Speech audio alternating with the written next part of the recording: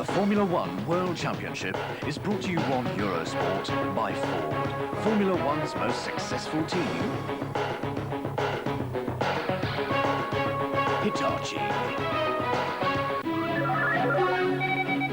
Elf Oil, World Champion.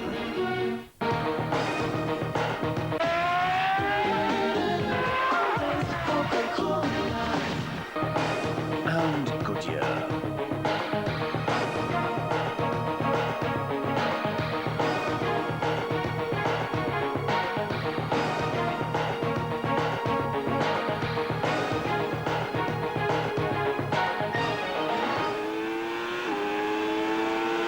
Hello and good morning from Barcelona. Hello and welcome on Eurosport, where we have the morning warm-up, half an hour around the circuit de Catalunya. And John, it's a glorious day. It's currently just over 18 degrees. There was a lot of cloud when we got onto the circuit this morning, but the cloud's been lifted and it's nice and warm. And I think the big question is Michael Schumacher going to be the fastest man out there this morning? And how close is the rest going to be if he is?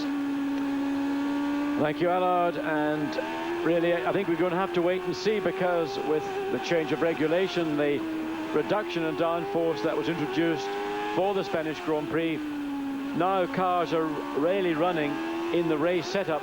We're going to have to see whether what we watched over 2 days of practicing and qualifying will have any relation to what we're going to see this morning. And the big difference, I think, is that teams worked very, very hard to try to regain the lost downforce in qualifying, but come the Grand Prix itself, you've got to be able to be quick down this very long pit straight. You've got to be fast onto the corner, onto that straight, and I think it's almost a totally new game for everybody. All 26 qualifiers out this morning. The one non-qualifier, Andrea Montermini, who is still in hospital after his shunt yesterday morning.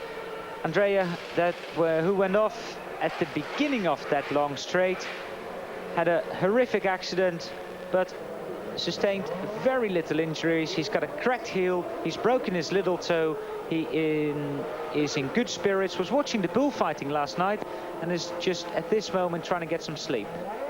Well, it's very good news indeed, because that looked yet again an awful accident. It happened just right in front of the pits this time, and it did come at the end of that 1.5 hour session, the practice session. And of course, immediately people's fears were very bad, but the news quickly returned from the medical center that the injuries sustained by Montermini were very light, and in fact he is resting in hospital this morning. Surprised to hear he watched the bullfight after what he'd been through last night, but there you go.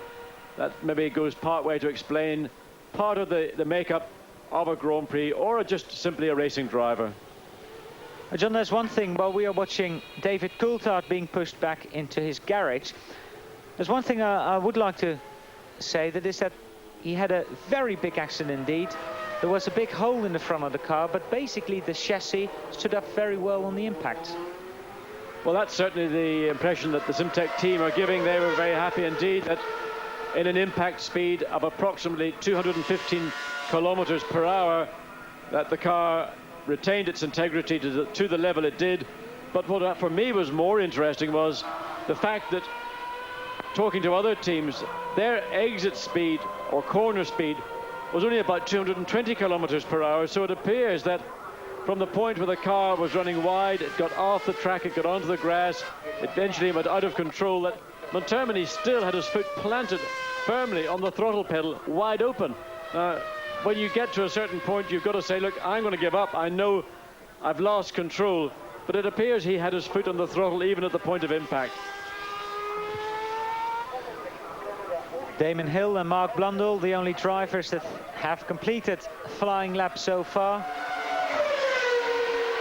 Damon now on his 4th flying lap, a 1:26.515, and Mark a 1:29.864. That's basically all the times we have so far. Watching Jean Alesi, who was the quickest driver down the straight yesterday, but not the quickest driver in qualifying. He qualified 6th, the 1:23.700. But John, if you look at the top speeds on, well, whichever sector you want to look at, Alesi was way quicker than anybody else.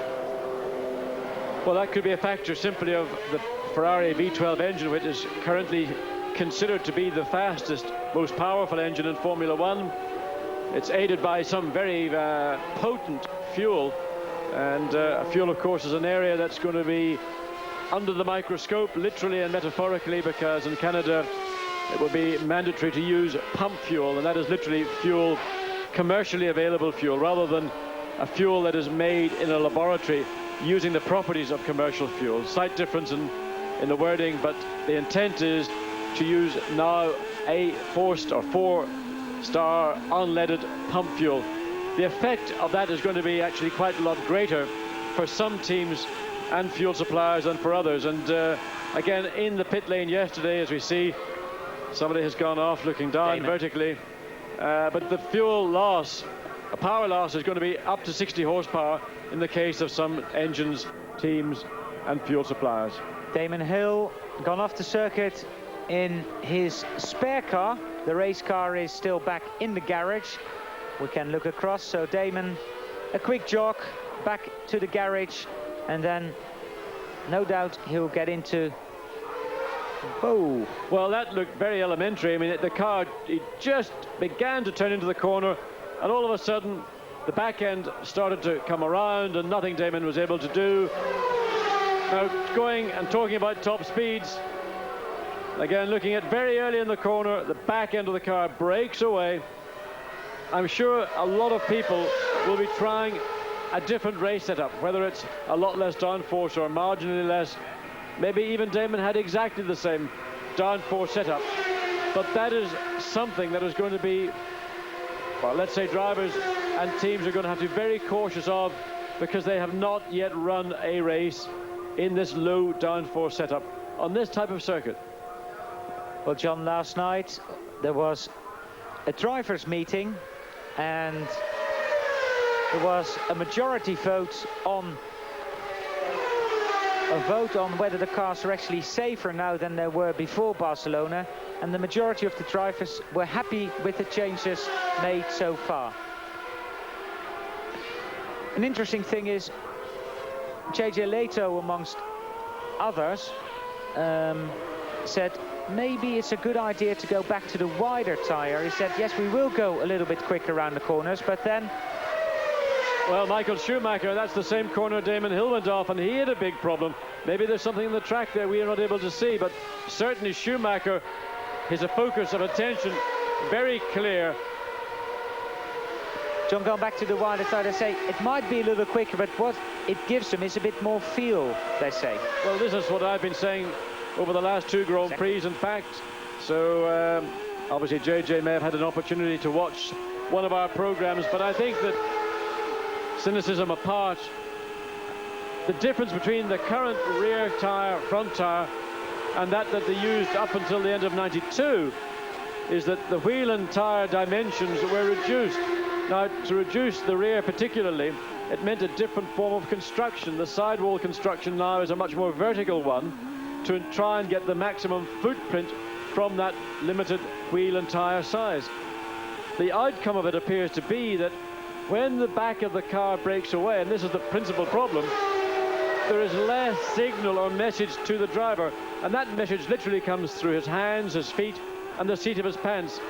It appears that drivers feel that the wider wheel and tyre that they used up until the end of '92 gave more progressive feedback, and therefore they were able to recognize more quickly and therefore also control more easily any breakaway. And Damon Hill, that incident you saw was a very clear example of what happens when the back of the car breaks away. It goes, and there's almost no possibility at all of the driver being able to check it and continue on. Michael Schumacher's lap, the last lap, a 1:25.214, a long way away from his pole position time, is 0.9 of a second quicker than Damon Hill's. Then is Martin Brundle, Eric Comas, Eddie Irvine, David Coulthard, and that's a current situation, not what you see on your screen at the moment with Morbidelli and Pennis. So Irvine and Coulthard up in the top 6. We're going to be back after the break here on Eurosport with the remaining 18 minutes of the morning warm-up from Barcelona. Stay with us.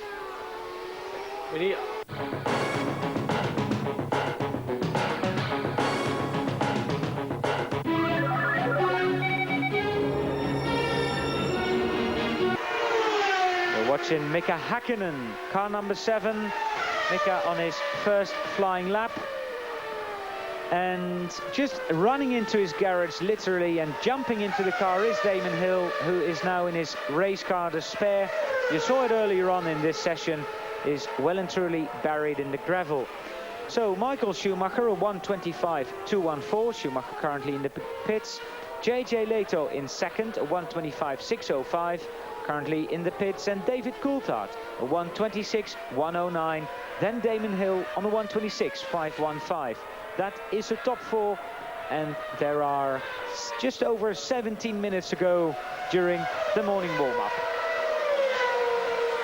One of the areas that teams are focusing on very closely this morning is what is going to happen for the Grand Prix.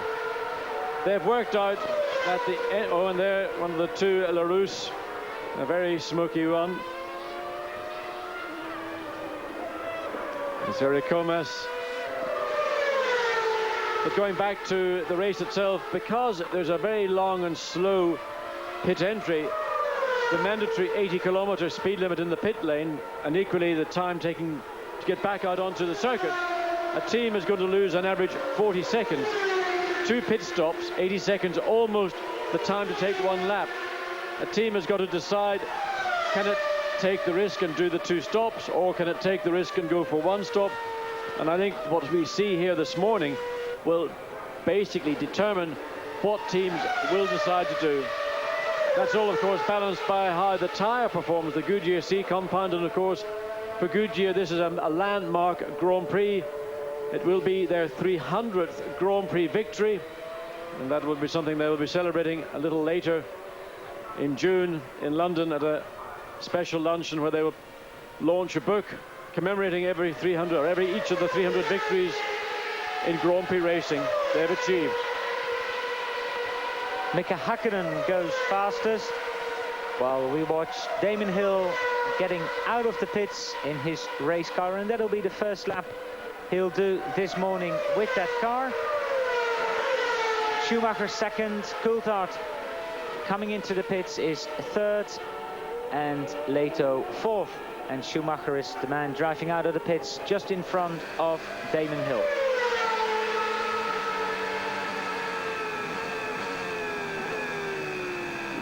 Well, John, we saw Damon come running back literally into the pit lane and going straight to his car. I think he's taken that first lap maybe to catch his breath a little.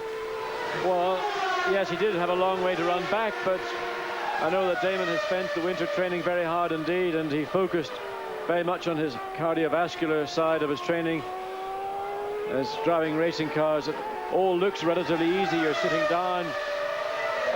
You don't see how much work goes in to a Grand Prix car these days.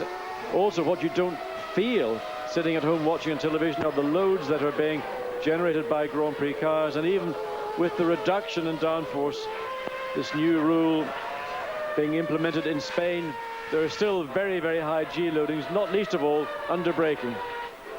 Mika Häkkinen currently quickest, the 1:24.949, and that lap, well, getting back up to speed maybe, a 1:26.1. So Mika, John, is looking very aggressive and is really chucking that car into corners. He's always had a very high level of confidence, and of course confidence means so much driving a racing car. Now you can see just how close he came to the edge, coming up into this long right-hand Repsol corner. So that is an indication of what Mika Häkkinen is thinking right now, and if he can run like that and has got that degree of confidence, it's so valuable.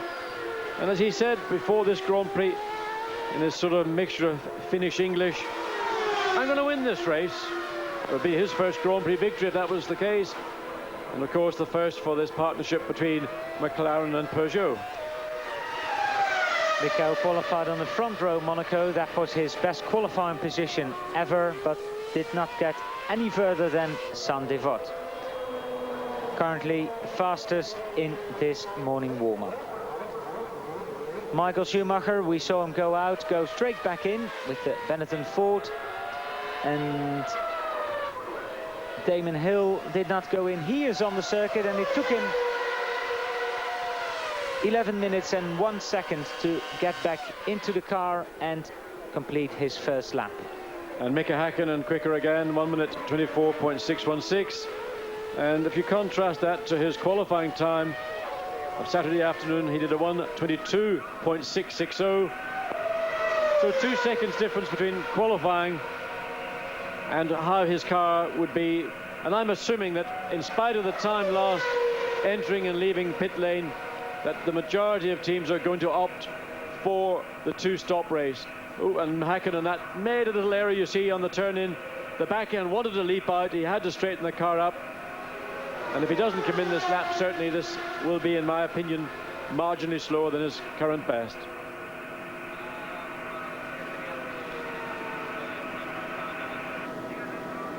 Through the tyre chicane.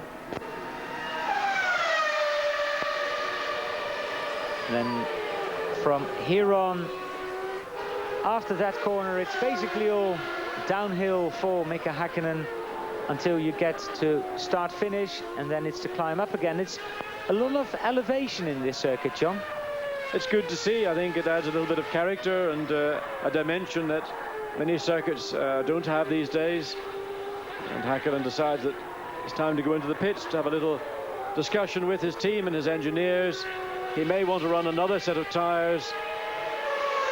Of course, teams that didn't run on the Friday morning, they were locked in conference with their colleagues, their team colleagues, and the president of the FIA, Max Mosley, discussing various aspects of regulation changes for future Grand Prix.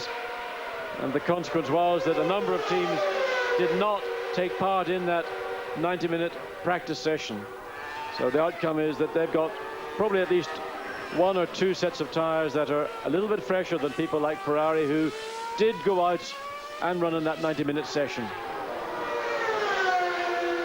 Ferrari running a lot of downforce. I don't think you can get much more wing on that car, John. Well, they're in the position where they can pull the downforce. They've got a lot of horsepower right now. They can afford to put the downforce on and still have high top speeds. They currently have got the best options of anybody here this weekend.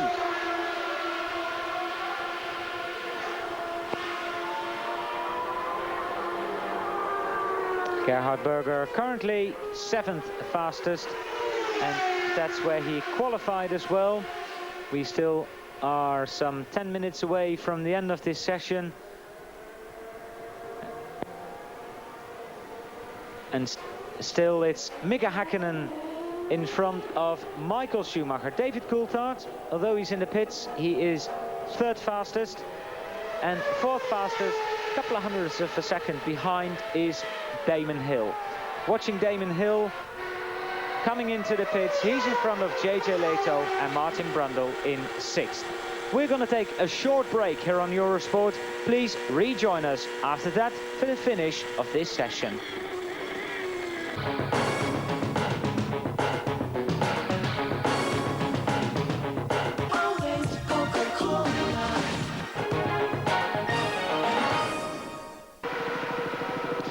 Welcome back in Barcelona, and we've got a new man, fastest, top of the list this morning.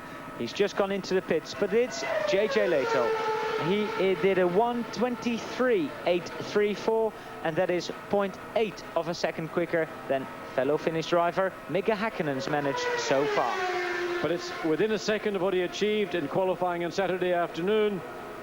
So clearly Lehto, amongst others, running, I would say, marginally more fuel this morning than he had in the car for qualifying. But certainly, if you divide the race into 3 segments, Most teams will be running somewhere around about 70 litres of fuel at the start of the race. And with the number of laps that Lato would have completed this morning before he went into the pits, that would have dropped down to about 50 litres. For qualifying, they would only run around 20, 25 or 30 at maximum. So the condition that the car will be starting the Grand Prix in, as opposed to qualifying, not that far away in terms of total time difference, somewhere around about a second to a second and a half at the start of the Grand Prix. Well, John, and I suppose it's very much cooler than it was yesterday afternoon. Oh, Michael Schumacher just having a little wobble coming onto pit lane. And well, the temperature this morning, it's 5 to 10 here, and this time yesterday morning it must have been about 5 to 8 degrees cooler. And if this temperature starts to climb at this early part of the day, we can anticipate a very warm start indeed to this afternoon's Grand Prix. Oh, just to give you the top 5: JJ Leto, Mika Hakkinen, Michael Schumacher in the second Benetton Ford, David Coulthard just ahead of Damon Hill. And there we see it on our screen, the difference between JJ and Mika, nearly 0.8 of a second. But Michael Schumacher probably on a very quick lap. And of course there's more people out on the circuit, so I wouldn't be surprised to see things change fairly rapidly indeed. Well, whatever has happened to JJ Leto, he's certainly found the balance and the handling with his Benetton Ford that he really has been looking for since he made his return. First of all in Imola, but then in Monte Carlo. And things began to work for JJ during Saturday morning and then in qualifying, and it's continued this morning. His teammate Michael Schumacher, team leader Michael Schumacher, completes his 9th lap, and we wait to see, and it is an improvement, 1:24.520, but that's still 0.8 of a second slower than JJ Leto. Creeping into the top 5, Ukio Katayama, 25.160. And Ukio again out-qualifying teammate Mark Blundellson, although by a little bit, 12 thousandths of a second. He is in front of Mark in 10th.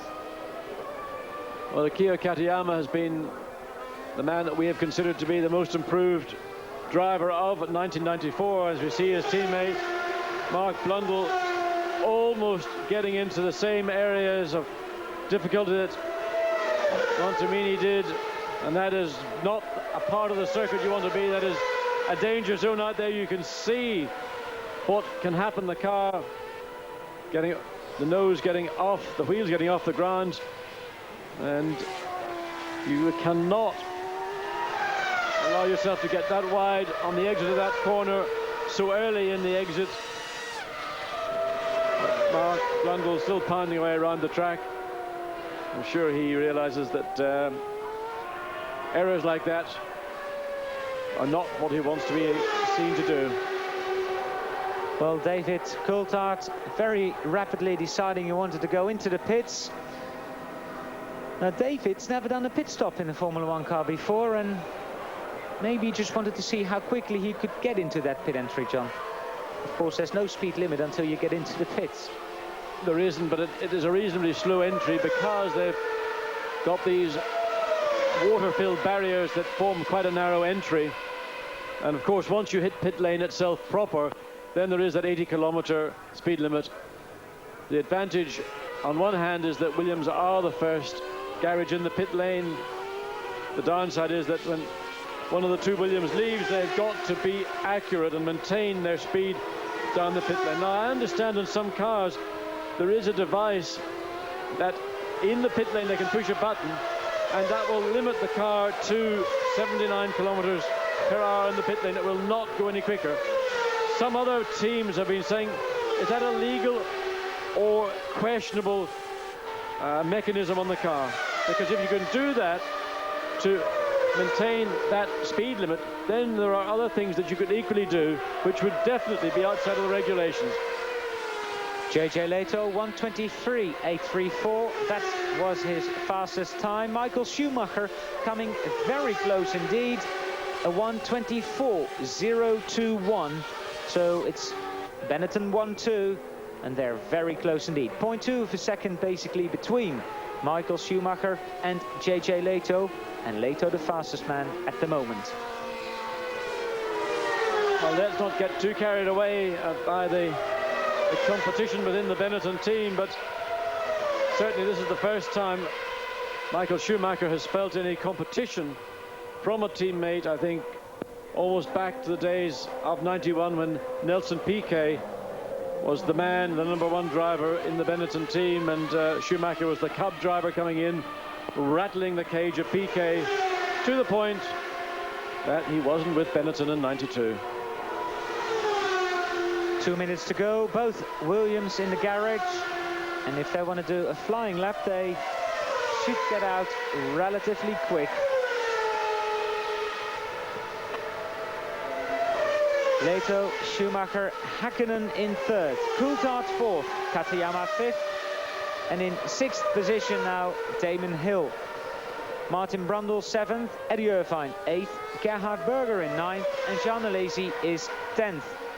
11th, Pierluigi Martini, 12th, Rubens Barrichello. Now, John, Barrichello back in 12th. Could that be he might be running a lot of fuel?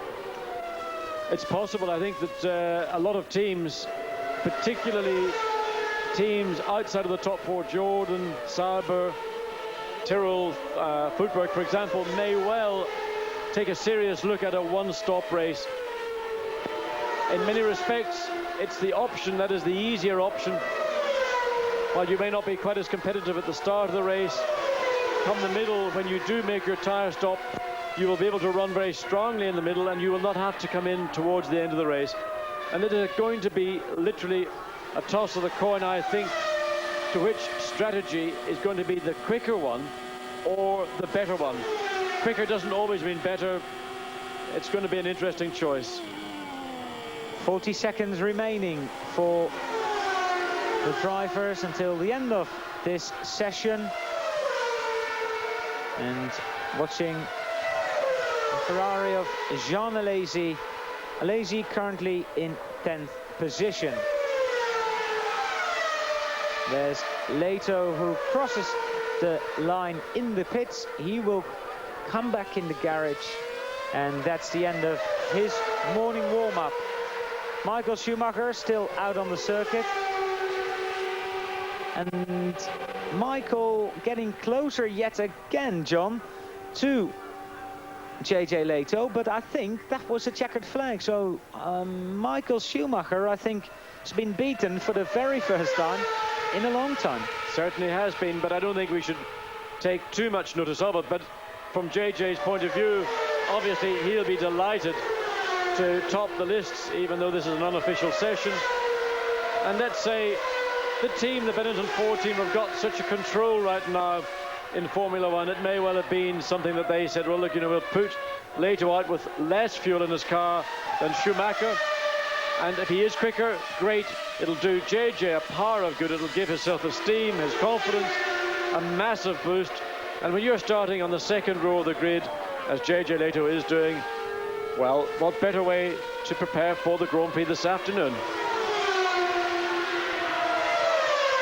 The only thing I'm not sure about is whether Schumacher crossed the line before or just after the checkered flag, so he might have one more lap. If not, then it's definitely JJ Lehto that's quicker, and Michael Schumacher has not crossed the checkered flag, because he will do so now.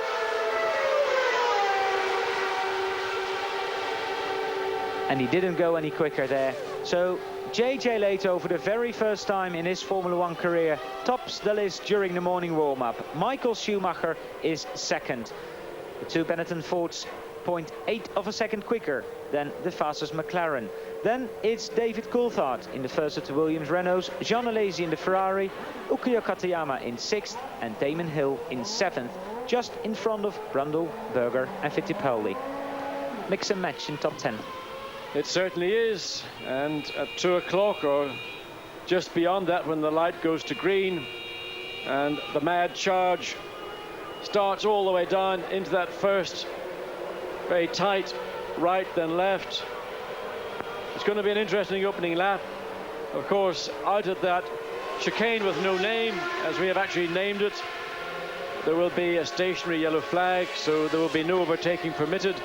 And in fact, in the Formula 3000 event that was held on Saturday afternoon, a similar situation, and everybody got through cleanly, much to the amazement of a press room waiting in anticipation to see what would happen to that safety chicane that was introduced here on Thursday evening for Friday running. There we see the top 13 on our screen, with Heinz Harald Frentzen in 13th and Pierluigi Martini just behind Eddie Irvine. But JJ Lehto, as we said it, fastest this morning. There was a big smile on his face before the warm-up, and I think it'll be even bigger right now. Remember, while you're going through the times, we are on air half an hour before the race starts. The race starts 2 o'clock basically, so we'll be here at 1:30 if you're on the continent, 12:30 if you're in the UK. That's all the runners. Barrichello 14th and Belmondo 26th, and everybody else in between. Thank you very much for watching the morning warm-up. Don't forget to come to us half an hour before the race starts. From John Watson and Allard Kelf, see you later. Thank you for watching now. Bye-bye.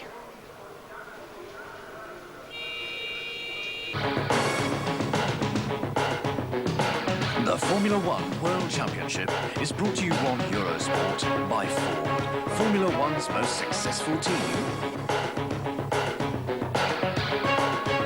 Hitachi. Elf Fuel, World Champion.